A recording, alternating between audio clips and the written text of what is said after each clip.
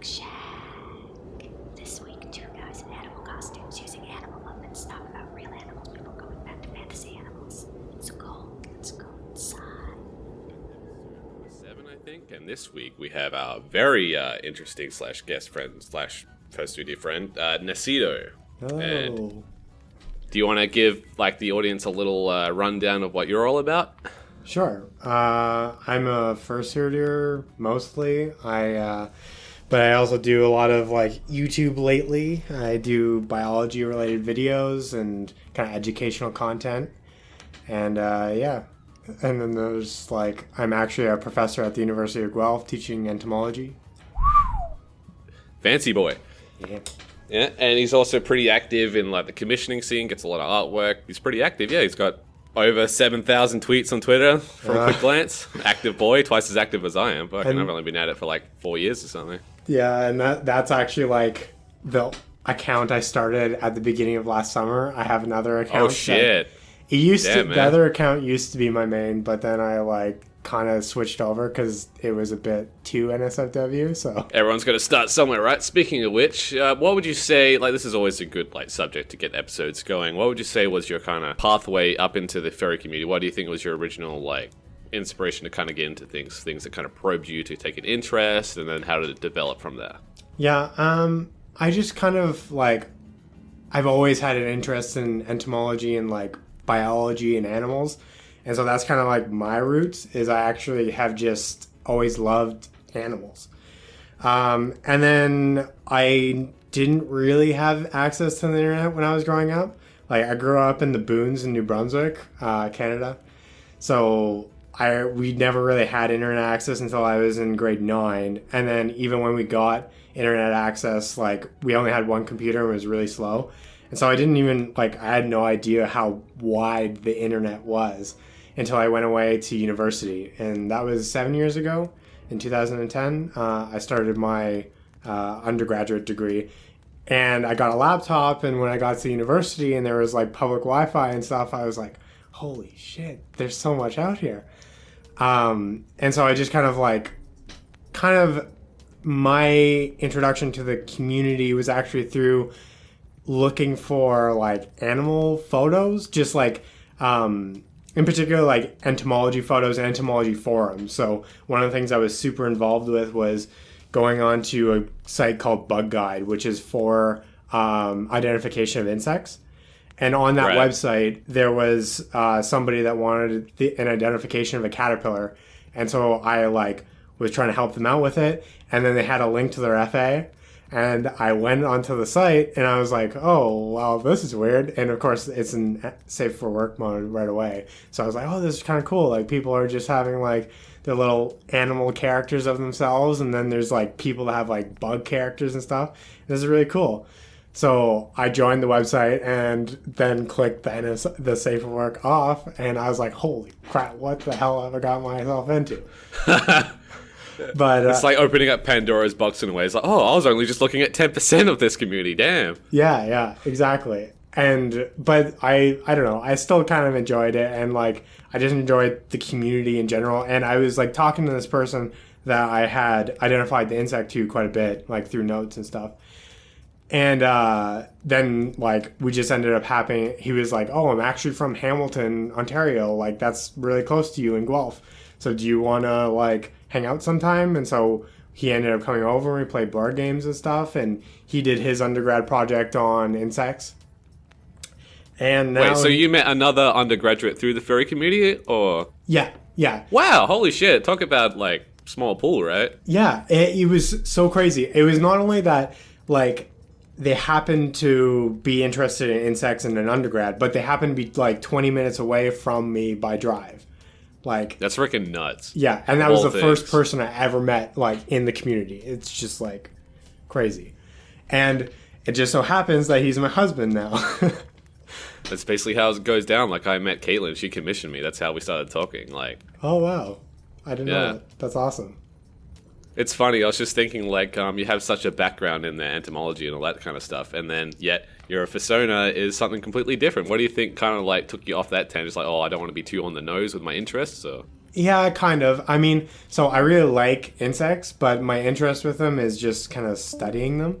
I never actually was like, oh, I think Identify as an insect. yeah. I've never been like, oh, I really like want to be a bug, or like, oh, this insect is hot as hell. Like, never thought about that. So I actually like, I went through a few personas like in the beginning. I had no idea what I wanted to be. So I kind of like started off by being a polar bear because I was like, oh, like cute fuzzy thing that's Canadian.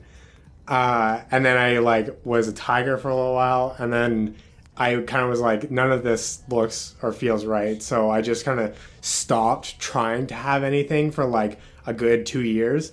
And during that time was kind of doing like all those online quizzes, like, what animal are you? And that kind of thing.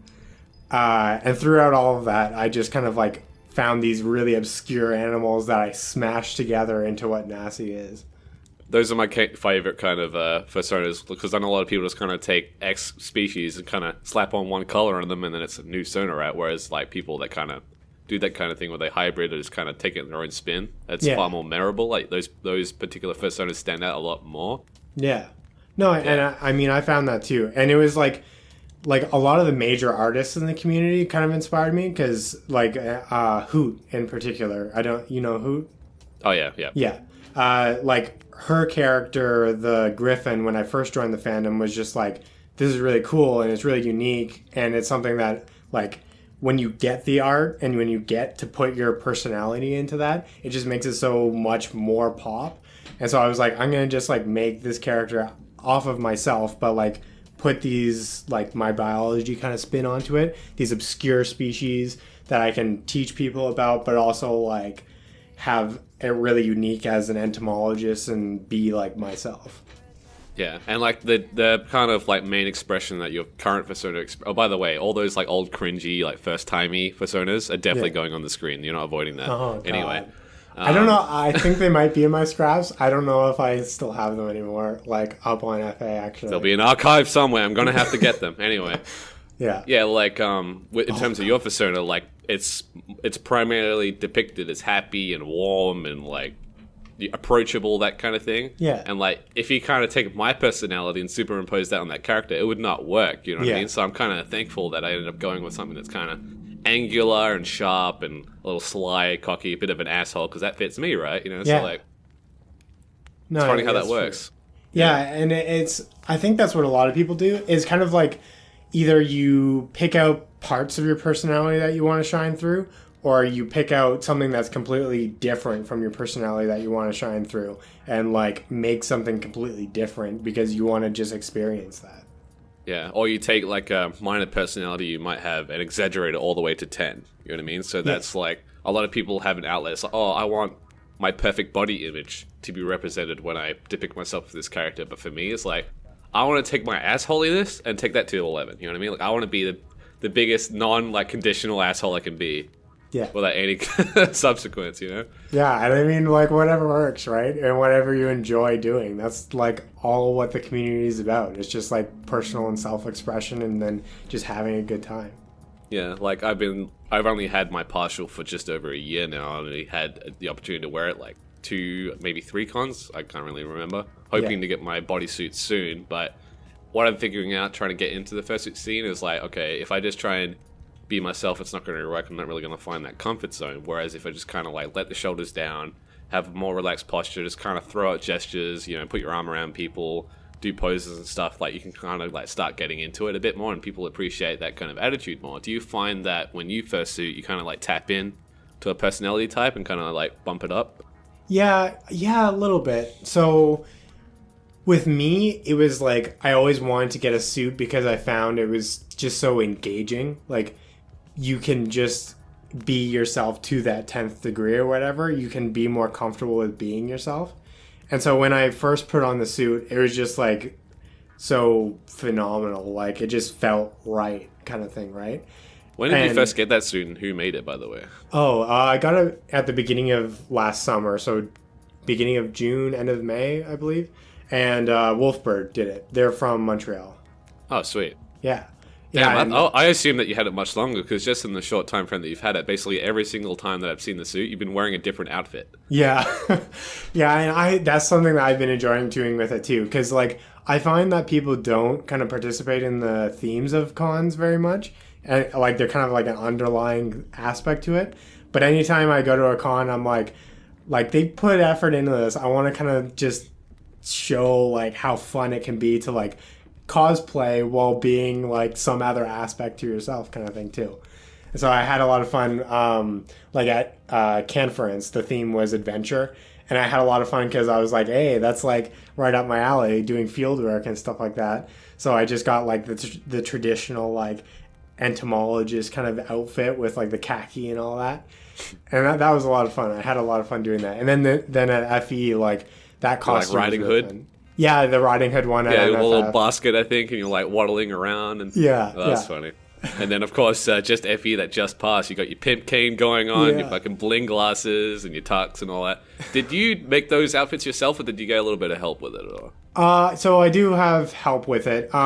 It's kind of like twofold. Like at the MFF one with the Red Riding Hood, I had my friend help me make the cloak itself. So I made the cloak from scratch, and they have a lot of sewing experience. So like that was really useful. But the one I did at Conference, like the adventurers kind of khaki thing, I just ordered a bunch of things online and then kind of fitted them to Nasi. Like with the hat, like I just put a bunch of pipe cleaners in to like attach it to the ears and so it wouldn't fall off and that kind of thing. The FE one, there's actually a costume store right near my house. And we went there and just like found a whole bunch of like gimmicky things. Then we put it all together, and then I got a tailcoat and like put that onto them, and it really worked well. Yeah, like if you get a little bit bargain hunty about it, you can get these like outfits for the cons fairly inexpensively if you want to, like just even like a little bit of flair. Yeah, adds well, up, you know. yeah, like the kind of pimp outfit, it was only like $50 to do. Yeah, it's definitely something I want to do in the future. Like the biggest issue now, like I said, like the suit's incomplete. Yeah. And that's not something I really have control of. But once I get it, I'm not really one of those people that needs multiple suits. Like Kate likes, like every year she kind of gets that itch to get a new character, so Yeah. she's going to end up having like a ridiculous amount of suits one day. Right. And I'm kind of the other way, where like I want to stick to the one main character and maybe just kind of augment it with outfits and that kind of idea. Just kind of do like, little changes. Right. Yeah, and I mean, I think that will look great because you're getting like the bodysuits being made right now, right? We're still like in the phases of figuring out who's going to do it because some people like, because it's so much pressure to do like such a popular figure, Yeah. they're worried they're going to fuck it up. Yeah, So yeah. like we're trying to figure out someone who's comfortable. Yeah. Right. That makes sense. But I think that'll look great. Like Verge is just like such a cool character, and so I think you'll have a lot of fun with that. Oh yeah, I'm looking forward to it because currently like I want to like go even further with the posing stuff, but it might look a little dumb when you have the human body going on. So like you'll be able to escape more once you're in the whole thing. Yeah. Because I want like the thick legs and the powerful shins and the huge ass, like just get the whole thing going. Yeah, I tried to do that a little bit with Nasi. Like, one thing that I love is just like making people smile while wearing the suit too. Like, that's what part of doing the costumes is just like really getting people to be like, huh, like I didn't think of that, but that's like really funny and fun, and like getting pictures of the people and seeing them smile and that kind of thing. And like, I think I'm kind of like Kate, where like I don't so much want another character, but having the ability to do more things like with different suits and stuff would be a lot of fun. Like making an asshole characters and like doing the complete opposite would be kind of cool too. Yeah. What she wants to do this year, she loves like the big buff like male fursuits with like the snail trail like stomach hair yeah. going down their torso. It's like, oh man, I want to be a daddy character. I want to just like dominate people and be really aggressive and macho and like, alpha, because I'm always like the cute, bubbly female character all the time, right? Right. Have you seen the... Galen, no interrupting my podcast. This is a 2-person podcast. Stay out of it. Otherwise, it's going to be really fucking weird on my puppet. Anyway. Have you seen Wolfbird's like daddy kind of suits? Yeah, I think so. I think that might be what we're referring to, or someone else. I'll have to throw it up on the screen for people to see. Yeah, it's really fun. They do a lot of really good stuff like that, and like really that kind of like aggressive and dommy thing is really cool. And they show that in the eyes too. Like I feel like the biggest thing that holds back like really good fursuit makers from excellent fursuit makers is their default face pose looks really expressive, but it's not so expressive that it's off-putting. It's that kind of like uncanny valley kind of area. Yeah. Yeah, no, yeah, and that's one thing that I love that Wolfbird does is like all the suits are just so different and so expressive in their own ways. With Nasi, they actually like modeled and 3D printed and resin cast everything, like the whole face. The beak was from scratch, all of that kind of stuff, and so made it really like, I told them like I want Nasi to have a little bit of a smile to like give them that kind of like happy vibe to him, and they did that perfectly in the beak. And one of the things that I've seen pop up a lot recently is like making the eyebrows, and that's something that I did for this con, was like putting different eyebrows to give different expressions and how much that can change the character, and that was really fun. Do you have modular eyelids as well? Yeah. They're fantastic. Like the biggest issue I have with fursuits is that they usually forget the eyelid part. That's like one of the biggest things when it comes to 3D modeling and other like stuff like that. If you don't lower the top eyelid enough, it like throws off your uncanny valley alarm. Like you're meant to like obscure the top half of the pupil. Yeah. That's a natural look. So like the fursuits that go out of the way to have these modular eyelids and put like a slight sleepy look on, it's far more like comforting and less like creepy than someone who's just kind of death staring you all day. Yeah, exactly. And I mean, so one of the things that I did this time was kind of go for the more like, one of the eyelids that I made was like a more sultry look, and then one of them was like an aggressive sultry look. And those are really fun, especially in the pimp outfit. If you look through some of the photos, you can, some of them, it's obscured by the glasses, but you can see it in some, and it's like a downturned, like really aggressive kind of sultry thing, and it works really well. It gives you that kind of like confidence, like kind of sly look. Yeah. I mean, it really like, it kind of played itself up, especially in the Furry Fiesta little photo shoot thing that they did. I don't know if you saw, I got a photo with Spots at one point, and he was on his hands and knees, and I had like I was just like stepping on him, and Auburn got an upturned shot, and you can see like the sultry look and like having the cane in his face and stuff like that. It was just like so good and played so well. Have you networked to some like really like good like photographers within the furry community? Because what I noticed is that if you like do get those friends that have like the actual Nikon cameras, or they have a little bit of experience with like aperture and depth of field and all that, you can get some really fantastic looking photos. Yeah. Oh no, it's like amazing. I haven't actually talked to too many. I just happen to know like a couple of people that got really into it. Like Auburn, he's actually a local, and he goes to the University of Guelph. And so I knew him before he started doing the photography with Spots. And he's just like, he's amazing. Like he gets some of the most amazing photos in the fandom over the past year. And Foxjump, I just like got kind of talking to him and Nikki more recently, and like he does fantastic photos. So I've been kind of lucky where I can interact with these people, and I've gotten some pretty cool photos over the past couple of years, but I definitely want to do more of that kind of thing. And it's something I've tried to get into myself. Like I've tried to do a little bit of photo shoots on my own, like in my house and stuff. But when somebody really knows what they're doing, they can get just some really amazing shots. Yeah, they just elevate it. Like, it's really fortunate for us because like every single like meetup or convention we go to, we always have like one friend or two friends in our friend circle that just happen to be bringing a camera. Yeah. Like Nick Knack and her boyfriend, Foxtrot. Her boyfriend, yeah, he has a fantastic setup. He always brings up like light sources, different colored lights. I think he has like a fog machine at one point. All this crazy doodads, and like every time he does, it's fantastic. We also met Fiore Fox and his girlfriend. Oh, cool. It was funny. We got invited to a room party, and they just had like our wall scrolls on the wall, and they had all our toys and all our merchandise everywhere. So, oh man, we really like you guys. And they ended up being really cool people, and then they just followed us around with the camera, and we took a bunch of cool photos in that respect too. Nice. You always find someone, right? So it's really cool. Yeah, no, definitely. Like, and I think that kind of thing, especially like, I find it's becoming more of a thing where you network with other fursuiters and then find somebody to do photos with, and just like have like an event that's just go out into the woods and get a bunch of really cool photos or something like that. And I like that kind of thing. I like that the fandom's like doing that more and more, and it's something I want to get involved with. It's funny. Caitlin's been invited about 4 or 5 times to like, oh, when this particular convention comes up, do you want to do sexy photos with a group of like fursuits? So not like mersuit stuff, not that, but just like posing like sexy on a bed or in like a dimly lit bed, like hotel room with like warm lighting and be all sexy and stuff. Yeah. But half of them always chicken out or they end up not going and all that. But yeah, she'll ultimately that's do too that bad. anyway at some point. I mean, so I saw like Nikki and Ari. They did a bunch of stuff recently from A&E, and like with Fox Jumps set up with like the different colored lights and like I forget, it was like a purple kind of lighting with like shadow in the background, and they just look really like predatory and like really cool. Like it's really fun. I think she has like a switch out for her eyes where it's like they cut out like these like hypno eyes. Yeah, and you yeah. slap that on Nick Nack and then you like, blast like green light on it and it looks really convincing. You know, it's like, oh yeah, lose yourself in my eyes and my pose and my bed. Yeah, no, I really love that.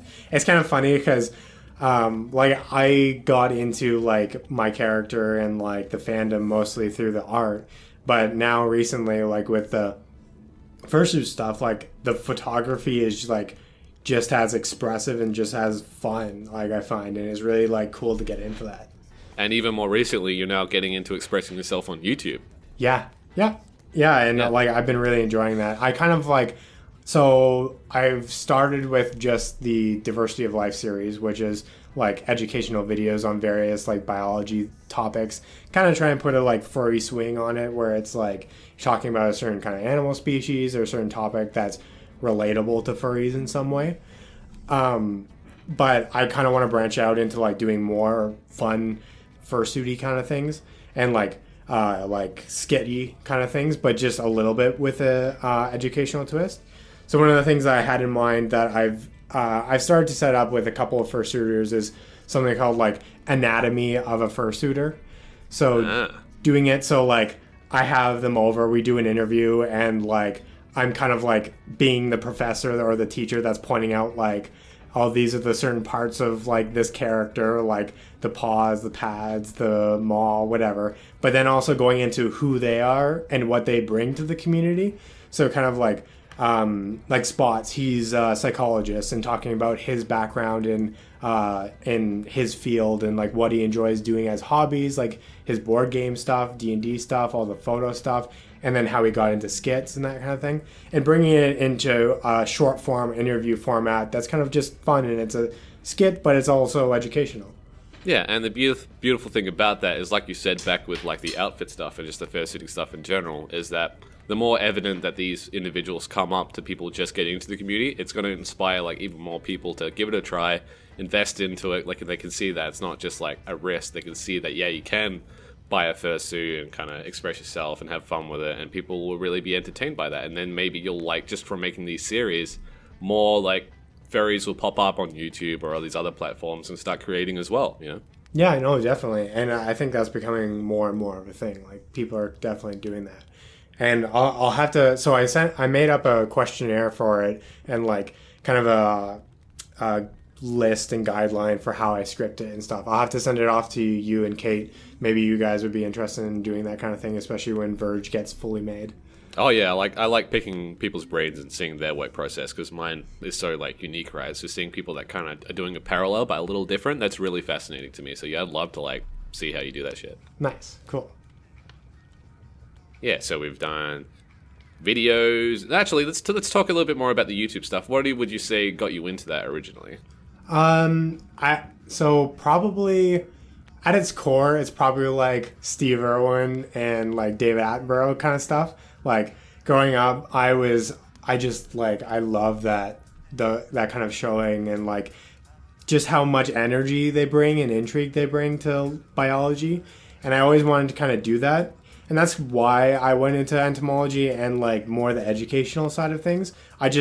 So one thing that I do a lot is do public walks. So I'll go out, make an event with the local community, say like I'm going to be at this park at this time, and like people can gather and I can show them what kind of ant diversity is in their backyards, and then talk to them about what they do and that kind of thing. And kind of stemming from that, like I always wanted to do more with that, and YouTube is such a great platform to be able to do that with. Like you can just pick up a camera and do it at any moment. And so when I got my fursuit, I was like, this is such a good opportunity. I can like combine two of my loves, my love for entomology and science and teaching that, and then my love for the furry community. And who else like loves kind of animals and learning about nature than people that emulate animals, right? Right. So that's kind of just like where I started and how I got into it. Was there difficulty when it comes to like when you have to like speak to the camera and you're in fursuit? Do you have to do a double recording of that, or does it come out clearly? No, yeah, I do a double recording. So I script it up and then I like record the audio separately in like on like a little studio that I made. And then I edit the audio and then I just kind of play the audio as I have the camera rolling, and I'm just acting out what I'm saying in the audio. And then I stitch that together later on. Yeah, that's awesome. With FE, that was the most recent convention. What was your overall opinion of FE? Because we were going to do like a podcast with Roxas and stuff, is who we mainly hung out with at FE, but we ended up falling through because I got sick. So we'll mostly do it in this episode. What was your like overall experience? What were your high and lows? Like interesting things that happened on the weekend, that kind of stuff. Yeah, it was a good weekend. I was like really happy because I got a few friends that had never been to a furry con to come with us before. So a couple local friends, one of my friends and her husband, who's not a furry, and he ended up coming. And it sounded like he had a really good time. FE's always like a pretty chill con for me. Like anytime I go somewhere else, I always try and be in like the middle of the con as much as possible. But FE, I kind of like take it time to just hang out with friends, and then we spend a lot of time at the pool and stuff like that, which was really fun. We kind of approach it from a different mentality too. Since it's so close, it's only an hour away for us. That's the only con that we deal at so far. It's kind of like the testing the waters. We've done that 3 years in a row now. Right. A lot of fun. Like you start like recognizing the regulars that come up every year now. It's like, oh, what are you selling this year? You know. Yeah. It's funny. The only thing I don't like is that dealing kind of dealing kind of drags on a bit too much to the point where the last day when you're done dealing, everyone's kind of gone home by that point in the last day. So maybe like. And plus, like, a lot of people, they have to check out by 12. So if dealing ends at, like, 3 or 4 or 6 p.m., you kind of have to go up to your room, bring down your luggage, and put it behind the table. It's really kind of, like, not convenient for the dealers. Right. Yeah. Yeah, and I can totally see that. I helped a friend deal last year at FE. And, yeah, like, as a dealer, just being out, having to sit behind the table the whole time and seeing everybody kind of walk around, especially if you have experience being at a con and doing, like, all the events and stuff, it kind of can be a drag. My dogs are like wrestling behind me now. I enjoy it from the aspect of like, without that probe to like start a conversation, you feel like a little rude, or like you don't want to like annoy people by approaching people you might want to talk to. Sorry. So like if you have, oh my god, the dogs drive me nuts. So if you have a table, it's like a really natural way that if they already know that you make stuff, they can come up, they can buy something, or just talk about a product. It's a way to start a conversation with people that might be a little shy. So that's one really good aspect. We try and like bring the prices down a lot, so that way it's like we're not trying to make a profit, we're just trying to have fun with it, right? Right. So it's a really good way so that we meet so many people that enjoy our work. A lot of like other girl furries that Caitlin can relate to, and a lot of people that want to collaborate with me and like programming stuff of games, like what we're going to do in the future and all that. A lot of people give suggestions and all that. And I feel like if we didn't do the table, it'd mostly be a party con, which is what we do at all the other ones. You know what I mean? Right. Yeah, so it becomes more of like a networking or like a conference rather than a convention kind of thing. Yeah. Have you ever considered that, like, when your like YouTube stuff maybe like gets a bit further to stuff, possibly opening up some kind of table so that people can come up and like show appreciation to what you make, or maybe do a panel? Yeah. Oh, yeah. I mean, so this year I was actually approached by a couple of cons that asked if I would do a panel. And I was really happy with MFF because like there was like 3 science panels that I ended up going to, and they're really fun. So I think at some point I would do that. I was a little bit apprehensive because I do a lot of conferences too. Like as part of science and entomology, you communicate your science through conferences. So you give a lot of talks and stuff. And I didn't want the con experience to become like a conference. Like I would get nervous and have to like present something. But yeah. I can totally see like just after attending the cons this year and like having so many people come up to me and be like, I love your content, it's so different, and like it's great that you're teaching people in the community and you're doing something unique with your fursuit. It would be fun to just have like that kind of time to be able to show my appreciation for the fan base that I'm like growing, which is really cool. Yeah, I could definitely see that. I don't know about a dealer's table. Maybe like in some alternate future where like I get big enough where I can have merch or something like that too. You can sell your like ant collection. There you go. Like just... yeah, like do like ants. You know, like have you ever seen like the ants or the bugs in like the resin? Like the like an amber. Yeah. Do something like that. Maybe I'll do something like that. But right now, I don't think so. And like, I'm kind of taking YouTube and all of the hobbyist stuff associated with my fursuiting pretty slowly. I am pretty busy with like my PhD work and all that kind of stuff. So I'm not entirely sure like how far it'll go. But maybe if I get big enough, I can like kind of start to split up my time more towards like the furry community than it is right now. Yeah, it's a really positive mindset to have either way. Like, you've obviously got a lot of stuff on the table that you're ready to consume over the next couple of years, next half a decade, right? Yeah. Whereas if, like, you're in the position where it's like, oh, time to do commissions again today, oh, great, this is just work, you kind of burn out. So it's really positive to, like, at least just pick one thing that you want to kind of build upon with, like, your enjoyment with the community. That way you can stay, like, energetic about it and just keep your interest up. Yeah, exactly. I like putting the effort into it. Like, when I'm doing these videos and when I'm doing all the content that I have planned, like, I'm kind of OCD where I don't want to just put it out there. Like, I can't just record it very simply. So, like, with, like, the diversity of life stuff, it always takes... Oh my god, my dogs are going insane. This is going to be really annoying to edit anyway. That's fine. But so, like, I don't like to just kind of, like, I could...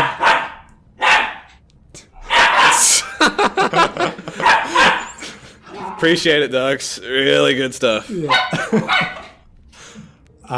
Yeah, so I don't just kind of, like, put it... Like, I could just kind of record my fursuit stuff, like, in my head and just kind of animate it, like, be animated about it and say it off the cuff. But I like having something more prepared and more structured. And so it takes a little bit longer, but I like doing that kind of thing.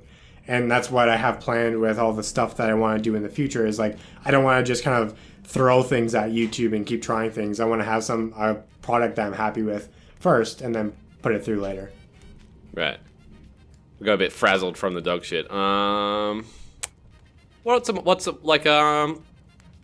Could you ever see yourself, like, let's say this is a hypothetical, like, you go to your favorite con and then you find out at the end of the con that you have been announced as the new guest of honor for next year. Do you think, like, you'd be able to handle, like, figuring, like, obviously you'd have to go on stage, well, not mandatory, but do you think you could, like, give a speech in front of, like, possibly, like, 400 people sitting in seats and then go off and, like, do, like, a panel for, like, your GOH thing and then be celebrated? Like, do you think you could handle that much attention for a weekend? I think so. Like I say, I've had a lot of experience doing conferences and that kind of thing. I've hosted, like, symposiums at conferences where you have to, like, announce the speaker that you get and you're, like, kind of the MC for the event and that kind of thing. So I do have that experience, and I would be more than happy to do that at a furry con, because especially after this past year, I've been like, I want to give back to the community that I love so much all the more, right? And it is a lot of pressure, and it makes the con a little bit different, but I think it's a good kind of different. Like, you can have the cons that are just fun and party cons are relaxing, but having those special times where somebody wants you there because you have something to give, like, I think it's pretty worthwhile to be able to give back in that way. Yeah. So we covered fursuiting, YouTube, Twitter. Is there any other things in the community you'd like to talk about before we wrap it up, or? I don't know. Like, I guess, like. Well, how about we'll make this the closing statement section then. What would you like to close up with for all the people that might be interested in your content, the things you make, and all? What would you like to say to them? Well, I mean, to start with, like, just thanks so much for being involved with my stuff. Like, if you do know who I am already, like, I appreciate you being a part of everything that I do, and, like, I love everything that I can do in the fandom, whether it's getting the art and sharing that, or, like, producing my fursuit stuff and, like, producing my YouTube content. And for those that don't know me, like, check me out on Entobird at YouTube and Entobird on Twitter, and, like, I hope you enjoy some of the educational content that I can put out, and I can help teach you a thing or two about why bugs are so awesome. Yeah, and I'm glad that everyone could tune into this episode, and it's one of the least dramatic ones of all of them. It's very positive, very enlightening. Hopefully it gives you a rise for your day. All right. Thanks, everyone, for watching Cuckshack episode 7. Next week, next week, probably next month, or whenever the fuck I end up doing it. A new guest. So, yeah, look forward to that. All right, everyone, bye. Thanks for watching. You want to say goodbye? Bye, everyone. Bye. Wow, those dogs look better than his actual animations. Subscribe and click thumbnails and shit so